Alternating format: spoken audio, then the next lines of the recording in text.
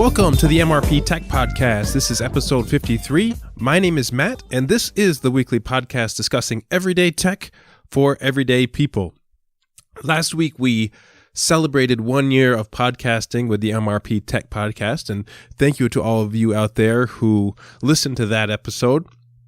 This week, I wanted to get into something completely new, something I have not discussed on this podcast at all, something that I have been interested in for a very long time, but just didn't know where to start.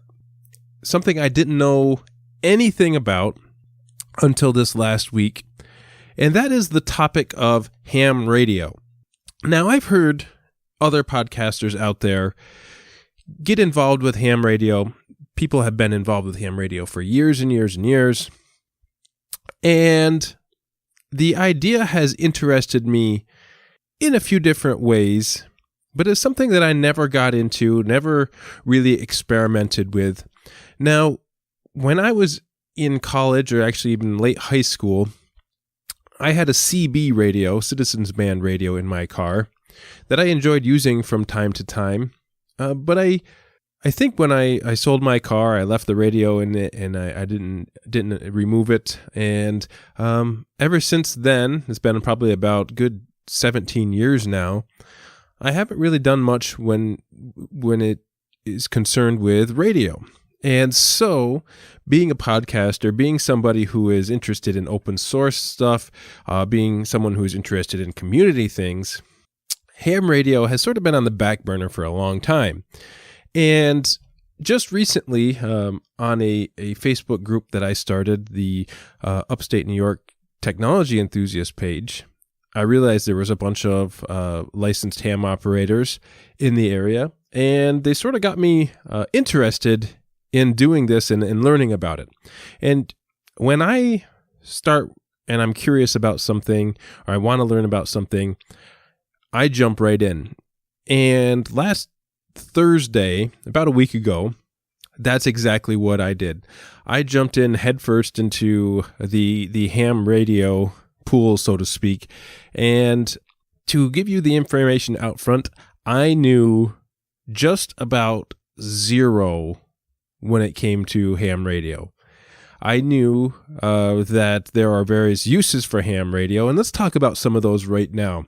So a lot of people think that ham radio operators are the prepper type that are expecting disaster to strike, and they are the ones that are going to keep us connected when all else fails. Because when all else fails, ham radio still works because it needs no infrastructure to stay up and running.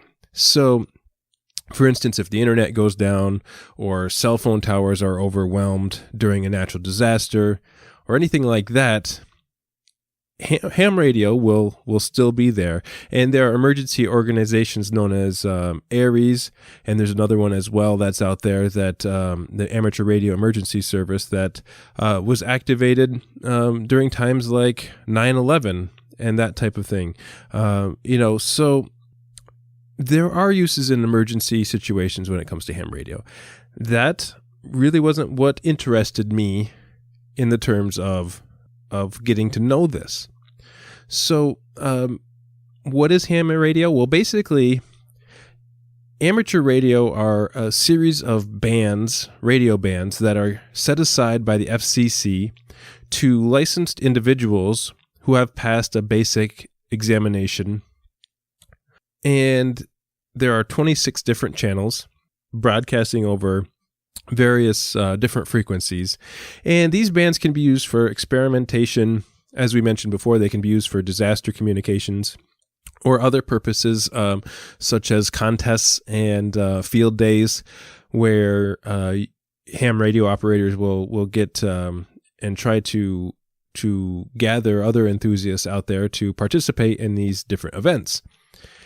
And there are currently over 700,000 licenses in the U.S. right now, and several million around the world. And depending on which license you have, you can talk to people locally. You can get to know people locally, or if you have a instead of the ham tech license, you go for the ham general license, you can talk with people all over the world on different frequencies. And it's all to sort of spread international goodwill, so to speak. At least that's the hope and the idea behind ham radio. So basically how ham radio started was, actually, it's kind of interesting. After the Titanic sank in 1912, there was a massive loss of life, and the sinking of the Titanic prompted the Radio Act of 1912, which basically formed the amateur radio service eventually, and sort of drew together some experts that could provide backup communications during emergencies. Now, there's various equipment that you can get, and you can get things very low cost. You can get a handheld device for about $50, or you can spend thousands of dollars on base stations and mobile stations and antennas, and you can really, the sky is the limit. Literally, the sky is the limit when it comes to ham radio, because amateur radio does not need any infrastructure, so to speak. You can actually bounce signals off the ionosphere in the sky and communicate across vast distances. Amateur enthusiasts even bounce signals off of space stations, satellites. Even the crazy enthusiasts, they even bounce signals off of the moon when it's considered Earth to moon to Earth communication. Some really crazy amateur radio enthusiasts, they will wait for a meteor to go overhead, and using the ionized air behind the meteor coming into the Earth's atmosphere, they'll actually get an increased signal from that. That's really crazy stuff. But just shows you that really the sky is the limit when it comes to amateur radio. And it's still being used today by a lot of people. And as I got into this past week, I want to forward some things that I managed to discover during the last week and learn during the last week, and encourage those of you out there who have never done this to maybe take a look at it. Now, what got me really interested in ham radio is nothing that I've mentioned so far. The reason that I got interested in it is because, as someone who is is relatively good at using computers and technology, the one thing that I've never really been good at is electronics. And then when I discovered that the ham tech license, the very basic license that you need by the FCC, talks a lot about electronics, I was all in. I was ready to go. And basically, the FCC exam is not considered difficult. You do not need to learn Morse code anymore in order to be an entry-level tech license. So it's estimated that probably 90% of the people that actually put the time and work and energy into reading and learning about the tech license pass the very first time.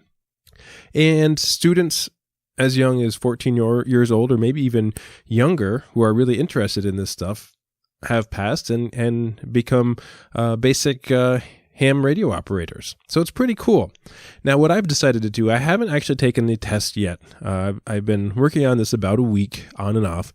And on April 8th, there is a local exam being given. And I think I'm going to go ahead and I'm going to take that exam. Now, if you want more information on how to learn about this stuff, a really great resource, and there are tons of great resources online, and I could go through many different websites. But the one that I have found most helpful is the American Radio Relay League, the ARRL. And you can go to arrl.org, and you can learn all about this stuff. There are PDFs available for you to read. There are test questions available for you to try. There are 35 questions on a tech license exam, the entry-level exam. And that 35 questions comes from a pool of about 300 questions. And all of those questions are available online for free on various websites. You can take training exams. You can watch training videos on YouTube. And let's talk about some of those resources, okay? So on the ARRL website, if you go under licensing, education, and training, there are tons of resources available for you. You can find out where the next test site is happening in your area. You can look up where to go to take an exam, who to contact, who are the volunteer examiners in your area, and really learn a lot in a short amount of time. So one of the things that I wanted to talk about to all of you was some of the things that I've done this week. So the very first thing that I did, I found a study guide. It's called the No Nonsense Technician Class License Study Guide. And it's by Dan Romanchik, Romanchik, also known by the call sign KB6NU. And this is a great book, PDF, available to download for free. And at the same time, I actually found this book was available in Audible, if you're an Audible subscriber, and it was only like $5 to do that. And I actually downloaded the PDF and I bought the audiobook. And this book is very concise, down to the point, exactly what you need to know for the exam with nothing else. And a person like me who had no experience whatsoever, what I did is I sort of listened to the audiobook. I went and watched a few YouTube videos on the basics of ham radio operation, and I sort of went back and forth. There were things I didn't understand at first, and rather than getting overwhelmed, what I did is I sort of took it piece by piece. Things sort of made sense to me. If it didn't make sense to me, then I went to other resources like YouTube and tried to learn about something that didn't make any sense. So example, Ohm's law, when talking about voltage and current and resistance and power and the differences between those functions and how they're all measured, voltage being in volts and currents in amps, resistance being in ohms, and power being measured by watts. All of that stuff I wasn't really trained on ever. And so I needed a little bit more from that. And these aren't hard topics. And if you're curious a little about electronics, I would suggest that the ham radio tech license would be something for you to learn about circuits, basic circuitry, and it's a really step-by-step approach to learning about this. Now, I'm not an electronics expert after 4 days of reading these books, but I do know a heck of a lot more than I did, and it sort of refreshed my memory from some high school classes that I took a long time ago. But also with this book, the No Nonsense Technician Class Study Guide, I went and downloaded the pool of questions, all 300 questions that are on the exam. So I started going through these questions step by step and downloaded a few apps on my phone. And these apps are sample questions, training guides that can help you learn the format of the test and tell you if you're heading on the right track, if you passed or you failed. I believe for the test, you need to get a 76% or higher to get your license.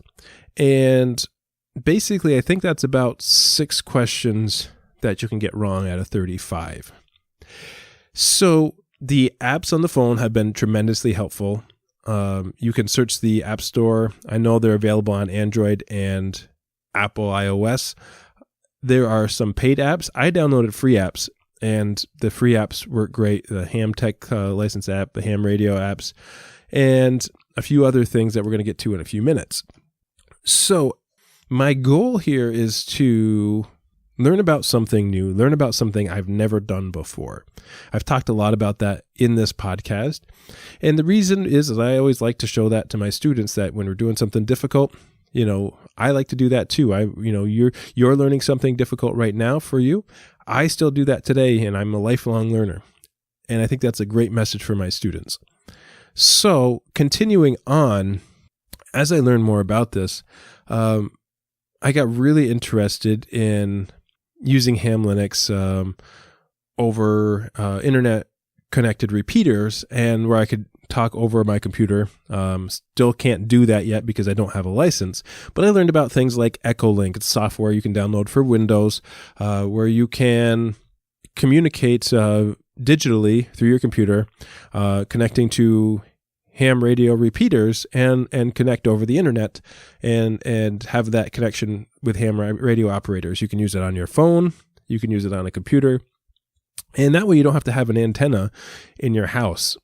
And I think the route I'm going to go first is I think I'm eventually going to get a handheld radio just so I have. And the reason I want one of those is because I'm a hiker, and I think the benefits of having a ham radio as a hiker would be huge, because when you're out in the mountains, if you happen to come across somebody who's hurt, or even more, if you get hurt yourself, then you have a chance to have a sort of backup just in case you don't have cell phone service. If you're way out in the mountains, maybe you can hit a repeater somewhere that's on top of a mountain.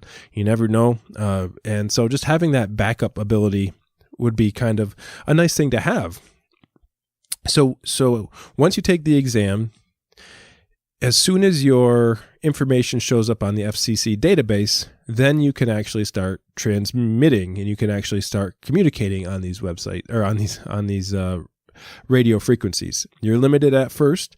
If you go on to your general exam, then you can have access to all sorts of different frequencies. And what I'm going to do, when you pay for your license fee, it's about $15. And when you pay for that, that's for the exam session itself. So you can actually try the next level up in licensing. You can try the next level up at no extra cost. So if you know a little bit about this stuff, which I plan on learning a little bit more over the next week, there's a possibility that you can get your general license at the same session as your very basic technical license. So some people even do all three licenses. There's the technical license, there's a general license, and then there is the amateur extra license that is probably far more complicated than I'm going to try in the very first run through here. But I'm excited about trying something new. And I'd like to know if there's any other ham radio operators out there. And you can send me an email. Just go over to mrptechreviews.com and you hit the contact form, and let me know your call sign. I still don't know a whole lot about this. Like I said, I went from knowing 0 last Thursday to probably averaging, 90% now on the practice exams. There's still a lot of things I don't know, and I'm going to learn in the process. And we'll see how far I go with this.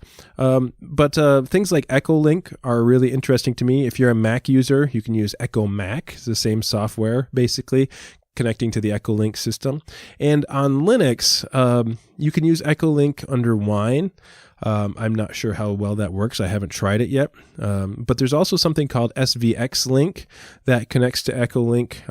And the project it's an open source project that started out as an Echolink application for Linux back in 2003 and has been around for a while now. And there's also something called QTEL, QTEL, and that's also an Echolink client as well. And I'm going to try these out as soon as I get my call sign, which will hopefully be in about a week or so, and kind of go from there. Another great audio book that I've been listening to. Now, the one that I mentioned before, the No Nonsense book, that was very quick and to the point and exactly what you need to know. There's another audiobook out there that I have started listening to. It's called The Fast Track to Your Technician Class Ham Radio License. The Fast Track to Your Technician Class Ham Radio License. This one is by Michael Burnett and is currently up to date, just like the No Nonsense book is, up until June 2018, I believe. This is about 7 hours and 49 minutes long. And this goes in depth with every single question on that in the question pool, and gives you all the answers, explains in great detail why the answers are the way they are, and skips over some of the more easier questions. And the narrator is hysterical. He's really fun to listen to, and really makes ham radio fun rather than making it seem complicated or hard or difficult. Now, somebody who knew absolutely nothing a week ago, what I know now is very limited. But at the same time, I feel like I've learned a ton, and this helps me in so many different applications as far as what I do professionally, believe it or not, in the music world.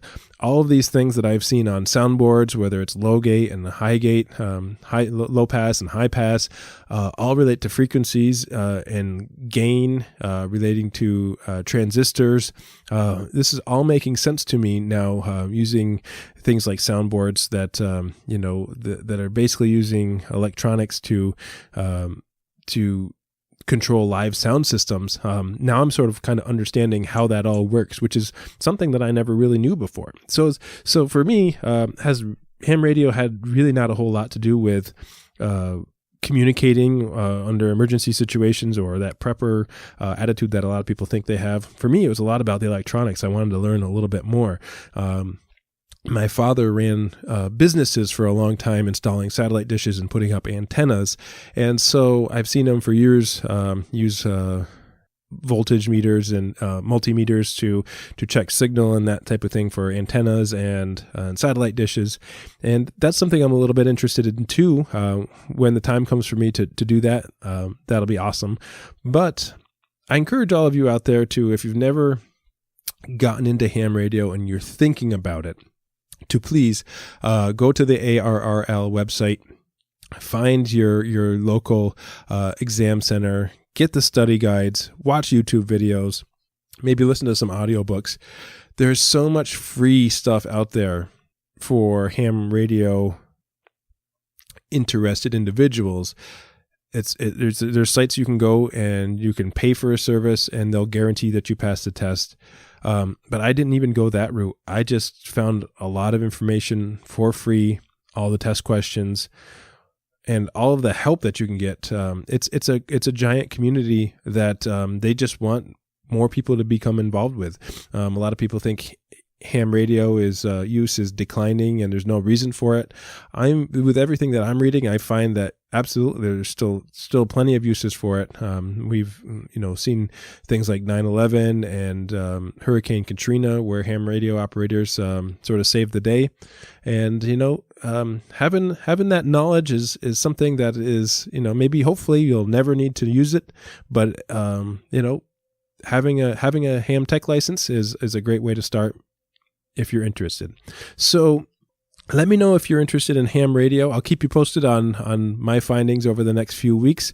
And if I pass the exam, I'll be sure to let you know and pass on my call sign and kind of go from there. So that's going to do it for this episode. Thanks for listening. And I hope you're enjoying this series of podcasts. Please check out podnuts.com for the rest of the great shows over at Podnuts. And thanks so much for listening. We'll see you next time.